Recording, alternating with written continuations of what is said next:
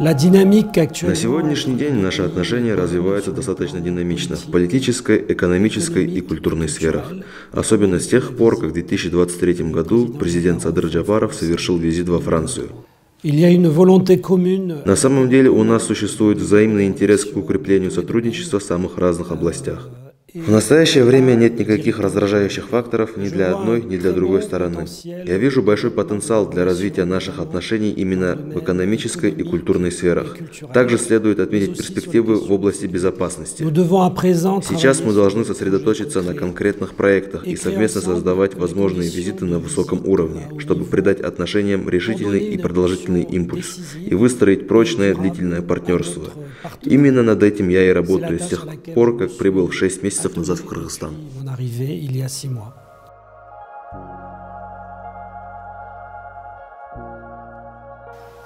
На данный момент я не могу сказать что-либо конкретное о том, что представляет Запад, с учетом последних событий. Единственное, что я могу процитировать, это слова президента Франции, который уже несколько раз говорил: «Мы не находимся в состоянии войны ни против России, ни против русского народа. Мы исходим из того, что нельзя поддерживать действия, нарушающие международное право. Речь идет об агрессивной войне, которую ведет Россия против Украины. Мы, безусловно, выступаем за справедливый и устойчивый мир. В любых переговорах Украина и Европа должны принимать участие. При этом Украине, конечно же, должны быть обеспечены надежные гарантии безопасности». Возвращаясь к нашему вопросу, конфликт вокруг Украины ни в коем случае не влияет отрицательно на наши отношения с Кыргызстаном. Наоборот, я даже считаю, что это указывает на то, что нам следует диверсифицировать наше партнерство, чтобы не быть зависимыми от чьих-то отношений. Это как раз способ укрепить суверенность, свободу и независимость. То, чем занимается Франция и что делает Кыргызстан.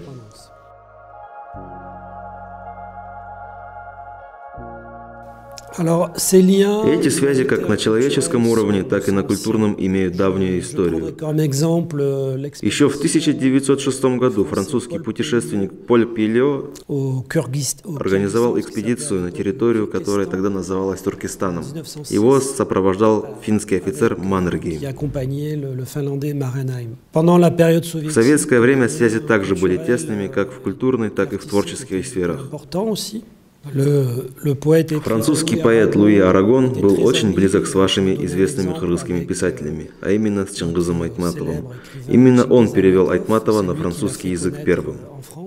В последние годы во Франции и в Европе в целом все больше проявляется интерес к региону Центральной Азии. Проходили многочисленные выставки, посвященные Казахстану, Таджикистану, Узбекистану. Надеюсь, что однажды будет организована выставка, посвященная непосредственно Кыргызстану. Я работаю над этим вопросом.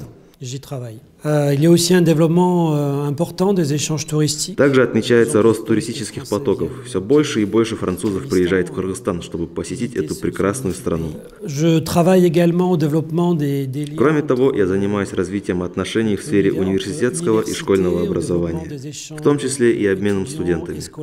Как вы знаете, у нас есть проект по развитию французского культурного института в Кыргызстане, а также проект по развитию французско-немецкого культурного института совместно с немецкими учреждениями. С моей стороны предпринимаются попытки, чтобы в Кыргызстане все больше и больше показывали французский кинематограф, и чтобы творческая сфера также еще больше развивалась. Здесь, к примеру, стоит упомянуть талантливого музыканта Даниэля Лазаковича, известного скрипача. Он очень известен во Франции. У вас есть прекрасные представители культурной, музыкальной сферы. Известно, что некоторые из них планируют приехать в Париж в марте 2025 года, чтобы исполнить традиционную кыргызскую музыку.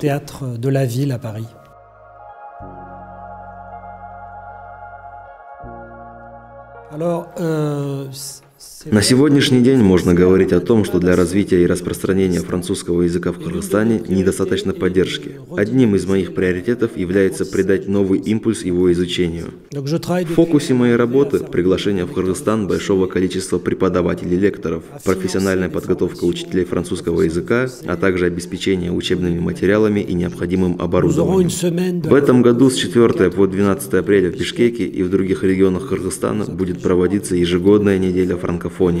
Мы организуем ее совместно с нашими франкофонными партнерами. Тема в этом году звучит так: Французский язык открытый миру. Хотелось бы, чтобы французский язык рассматривался не только как язык обучения, но и международной дипломатии, как язык, который открывает возможности в экономической сфере. Сейчас в мире насчитывается порядка 300 миллионов франкофонов. Значительная их часть проживает в африканских странах. Французский язык является рабочим языком в ООН и Европейском Союзе, а также одним из двух языков олимпийского движения. И в то время, когда Кыргызстан развивает свое международное партнерство, важно, чтобы в системе образования Кыргызстана уделялось большее внимание изучению иностранных языков. Для этого нам нужна поддержка кыргызских властей.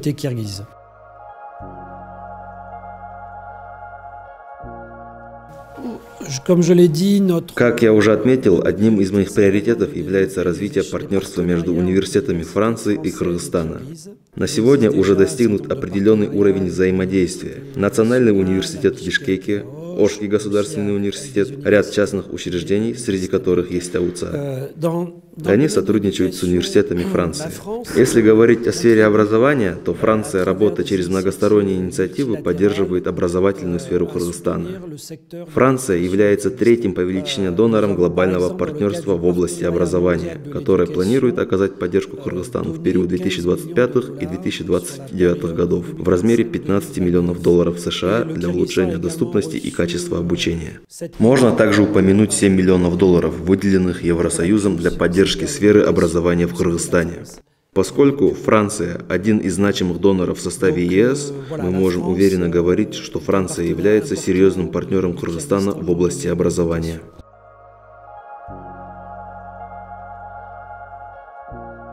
В 2024 году товарооборот между Францией и Кыргызстаном достиг 100 миллионов евро. Это указывает на реальную коммерческую динамику. Что касается нашего экспорта в Кыргызстан, здесь основными направлениями являются автомобили, парфюмерия и продукция индустрии красоты. В прошлом году можно было отметить значительный рост в таких сферах, как текстильная промышленность и железнодорожное оборудование, что свидетельствует о хорошей диверсификации наших торговых отношений. Что касается кыргызского экспорта во Францию, то это преимущественно сельхозпродукция и продукция животноводства, а также изделия малого ремесленного производства. С момента моего прибытия в Бишкек я отмечаю все больший интерес французских предприятий к Кыргызстану, особенно со стороны тех, кто уже работает в регионе, в Казахстане и в Узбекистане.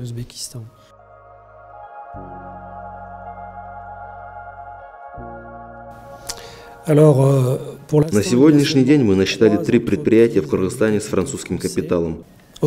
Однако, как я уже упомянул, существует большой интерес к таким отраслям, как туризм, энергетика, городские службы, транспорт, городская авиация, сельское хозяйство и здравоохранение. Именно в этих сферах есть значительный потенциал для дальнейшего сотрудничества.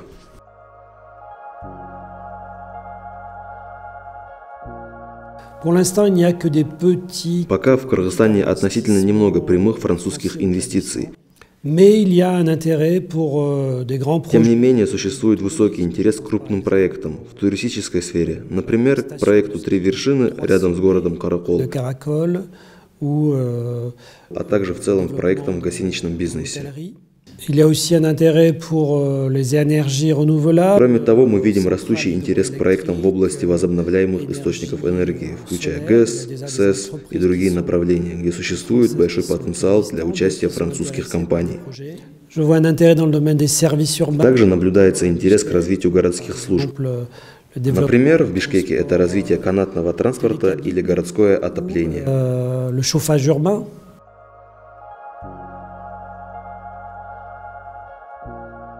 C'est un très beau projet que la France soutient. Le Kyrgyzstan a la chance. Это очень красивый проект, поддерживаемый Францией. Кыргызстану действительно повезло с красивыми горнолыжными местностями, где можно кататься на лыжах в течение нескольких месяцев в году. Я вижу, что в стране все больше увлеченных лыжным спортом людей. И я уверен, что есть большой потенциал, чтобы привлекать еще больше туристов из разных стран для катания на лыжах на этой новой горнолыжной базе.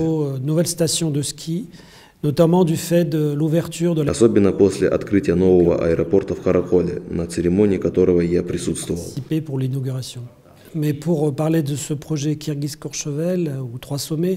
Когда мы говорим о Кыргыз-Куршевеле и проекте «Три вершины», речь идет не только о таком козыре, как большое количество снега.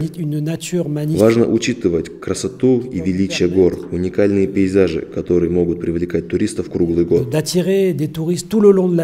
При этом крайне важно сохранять окружающую среду. Почему же выбран именно Куршевель в качестве аналога?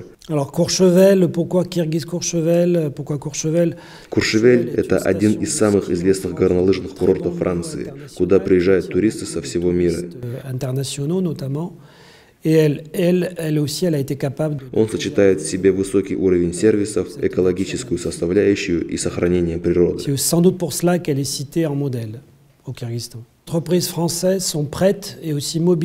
Французские компании готовы делиться своим опытом и ноу-хау, чтобы проект Кыргыз-Куршевель соответствовал международным стандартам и стал действительно успешным.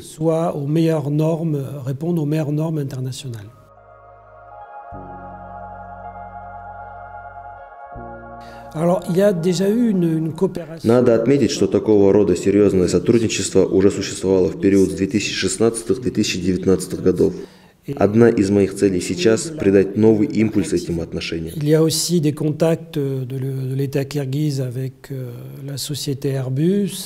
С кыргызской стороны уже были закуплены вертолеты у компании Airbus.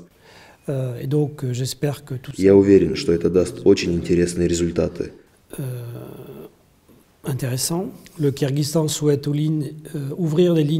Кыргызстан заинтересован в открытии новых прямых рейсов в Европу, что облегчит доступ туристам, желающим приехать в страну, а также бизнесменам. А мы всецело поддерживаем такую цель.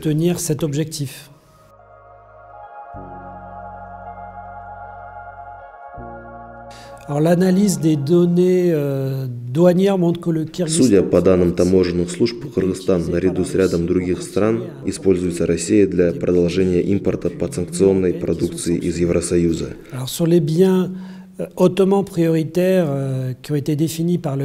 По товарам, имеющим критическое значение определенным странам Большой Семерки и способствующим усилению военного потенциала России в войне против Украины, импорт Кыргызстана из Евросоюза вырос примерно в 15 раз по сравнению с довоенным периодом.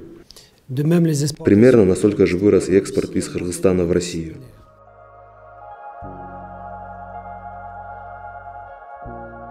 Такой диалог ведется через структуры Европейского Союза. Существует специальный представитель ЕС О'Салливан, который занимается вопросами обхода санкций. Борьба против схем, позволяющих обходить санкции, и против любой поддержки военной промышленности России и усиления ее действий в войне с Украиной является сегодня приоритетом для Евросоюза и Франции. Мы ведем конструктивный диалог с Кыргызстаном на эту тему. Наши таможенные службы внимательно отслеживают развитие этих вопросов. Мы также настоятельно рекомендуем французским экспортерам усиливать контроль за цепочками поставок и конечным пунктом назначения продукции.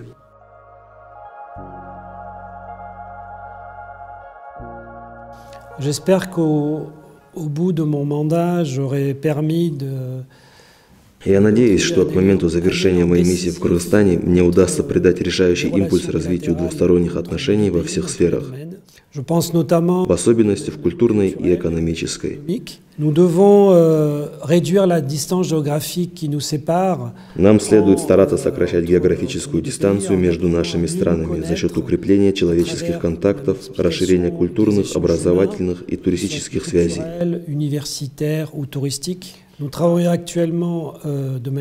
Сейчас мы активно обсуждаем с правительством Кыргызстана соглашение по открытию в будущем культурных центров. Также прорабатываются проекты, связанные со студенческой мобильностью и обменом в области спорта, изучения французского языка в Кыргызстане, а возможно в будущем и кыргызского языка во Франции. А также совместно мы занимаемся подготовкой взаимных визитов в будущем на высоком уровне. C'est un travail que nous menons en commun. Merci.